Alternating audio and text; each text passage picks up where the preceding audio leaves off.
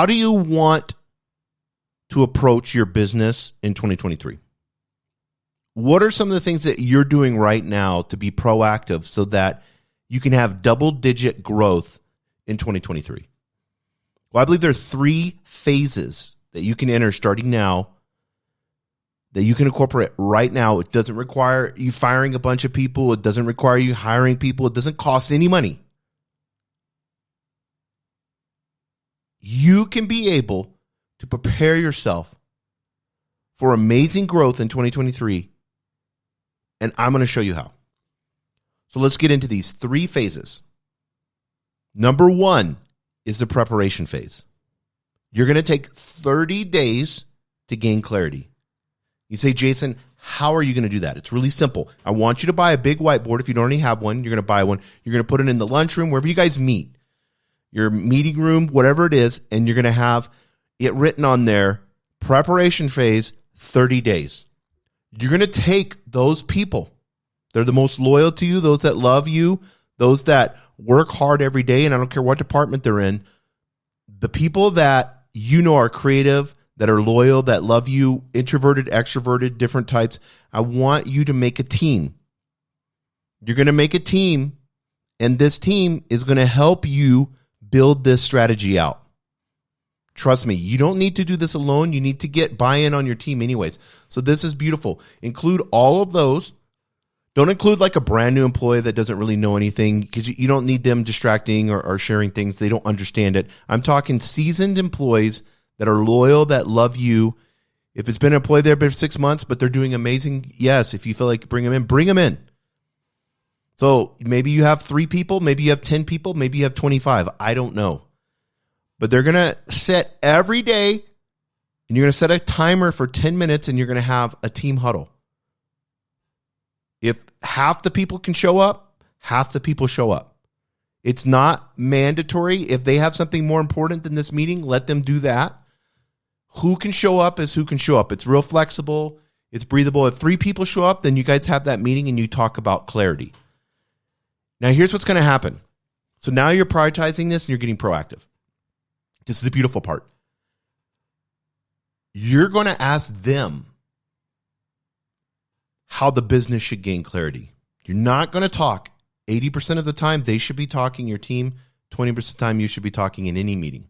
80-20 rule, but it's usually the opposite. Leaders love to hear themselves talk, and they'll talk, and the team has to listen, not be engaged, has no buy-in, and now you're just trying to motivate them, and that doesn't last.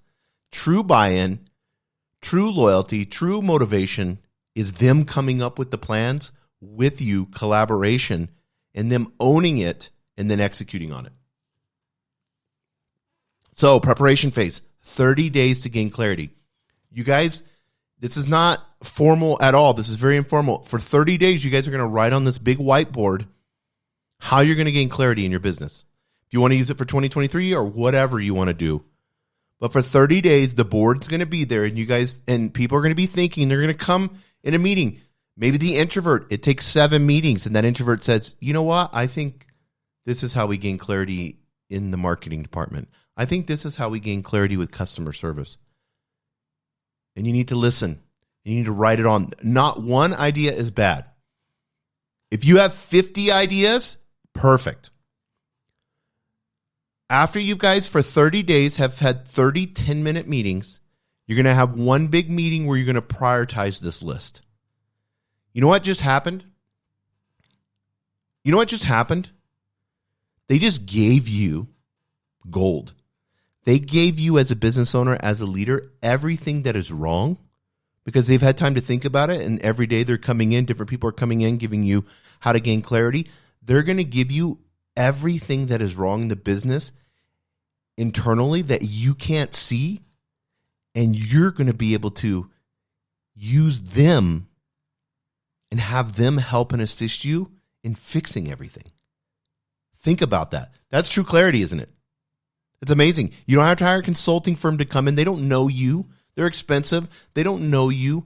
You know who? All they're going to do is just sit down and interview people and then hope that those people are honest with them.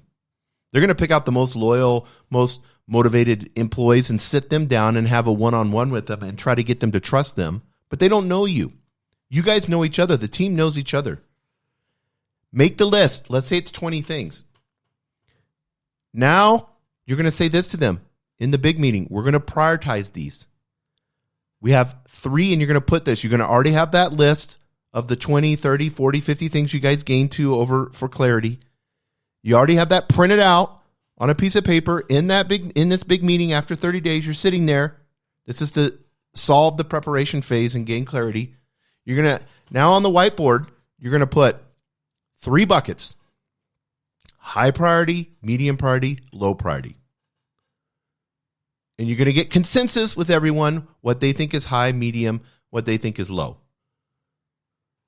Some people are going to think their department is a high thing. Some people think it's low. So you guys need to have a discussion. So this meeting it's going to take way longer than 10 minutes. This meeting needs to be, majority of people need to be in there for this meeting. This is an important one. The daily huddles are just be flexible, who can come in there, who can't.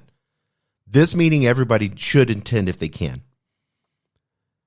And then you're going to get consensus, and you guys are going to have talks back and forth, and you may move it from the medium to the high, or the high to medium, low, or whatever.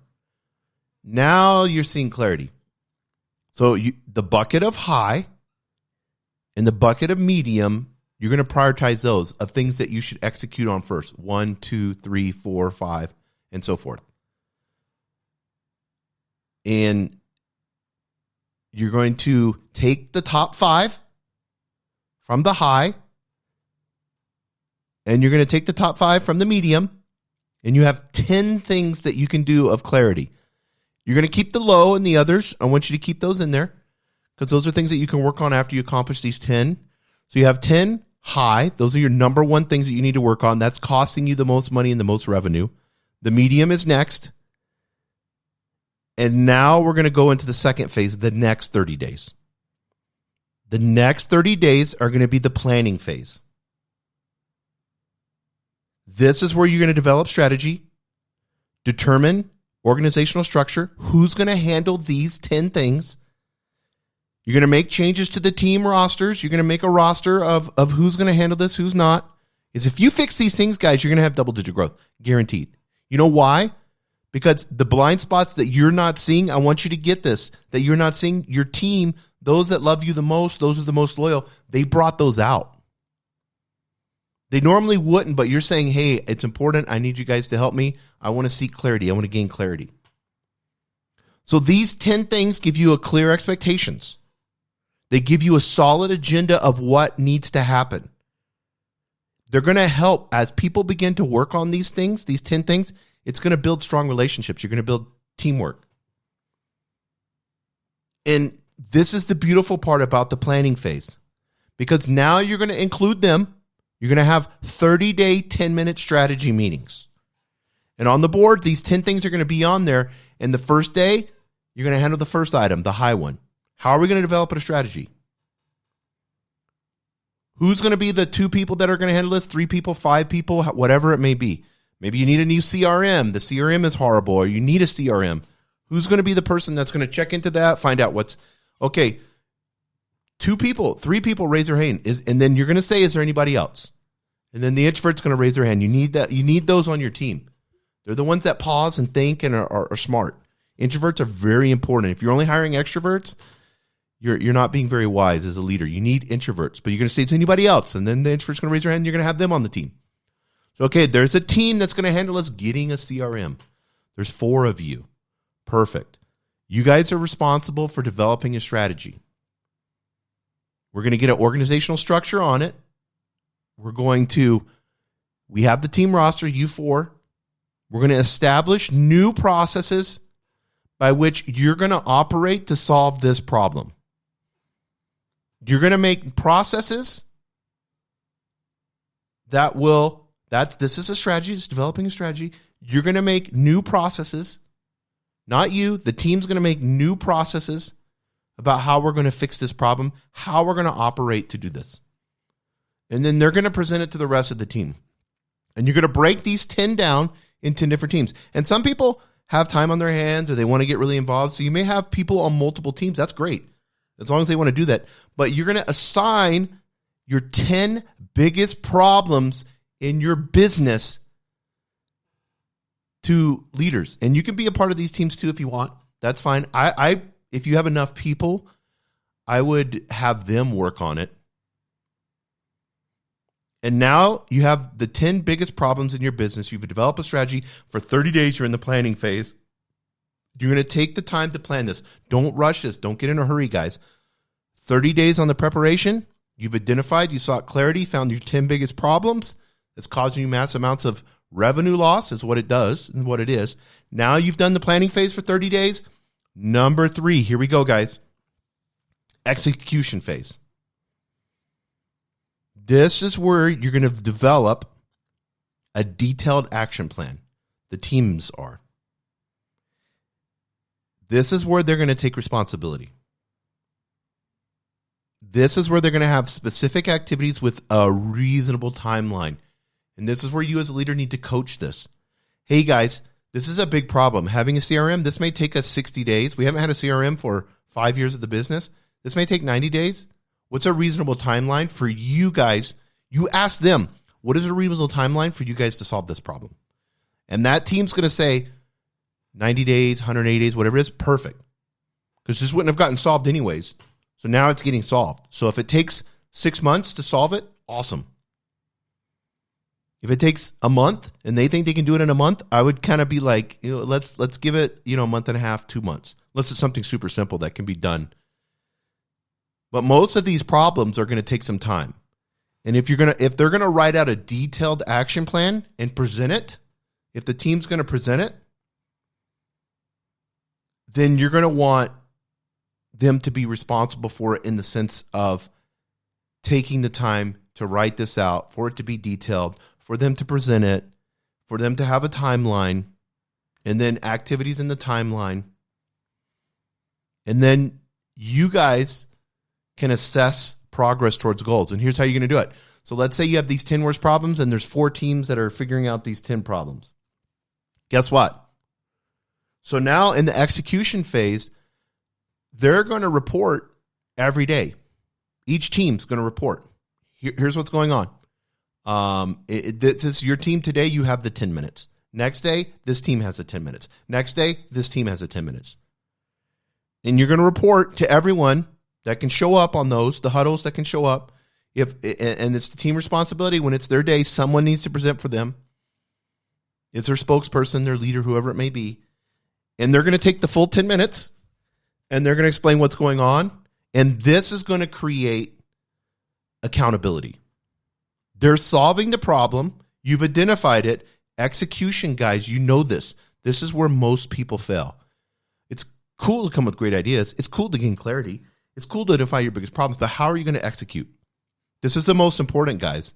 How you're going to execute is you not doing the work as a leader and you delegating to them and then holding them accountable. And how you hold people accountable is not yelling and screaming and fear-based.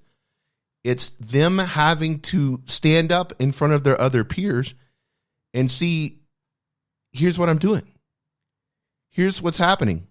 And they're going to notice in their brains, the team's going to be like, oh, we kind of stalled last 2 weeks. We really haven't done anything. We should probably step this up. It's going to happen subconsciously. You're not even going to have to do anything. That's the awesome part, guys. And then others will give feedback, and you're going to ask for that after they get done presenting. After the 10 minutes, you're going to say, "Is there any other feedback for this? Is any guys seeing anything? Is there anything you see in what they've presented? Any feedback? Do we need to make a course correction?" And then you're going to optimize what they're doing. You can optimize the program of what they're accomplishing in that moment, just like that. Super simple. You need multiple brains. That collective consciousness, that brain power. If you have people that you love and trust and are great employees, always have meetings with them. If you want to decide something on your own, don't.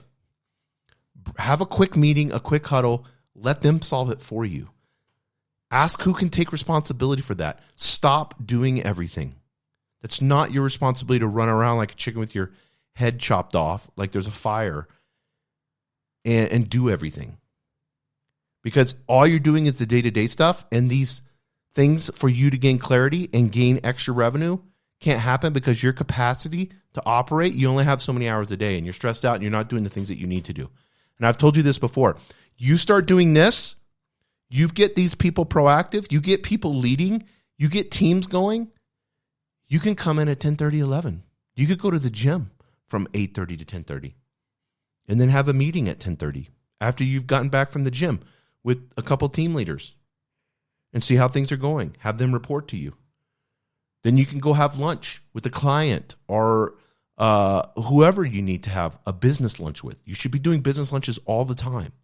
You should be having, it's very important to go have a business lunch. Whether it's an hour or two, no rush. Give yourself 2 hours every single day and schedule a business lunch with a supplier, whoever it may be. You need to build your responsibility to coach and build relationships with your employees, your clients, your suppliers, whoever it may be. Build those relationships. Your accountant, meet with them occasionally. Schedule. Don't eat alone. There's a book on that. It's really awesome. So these 3 phases, guys, 90 days. Preparation phase, 30 days to gain clarity. Planning phase, to develop strategy. Execution phase, get a detailed action plan. Start delegating. Start getting more revenue. Grow your business in the next 90 days. Thank you for joining us on the Albuquerque Business Podcast. And thanks to our sponsor, RigbyDigital.com. Make sure to subscribe and share. And go to abqpodcast.com. Get show notes, resources, and links to everything we talked about today to help you navigate your journey as an entrepreneur and business owner.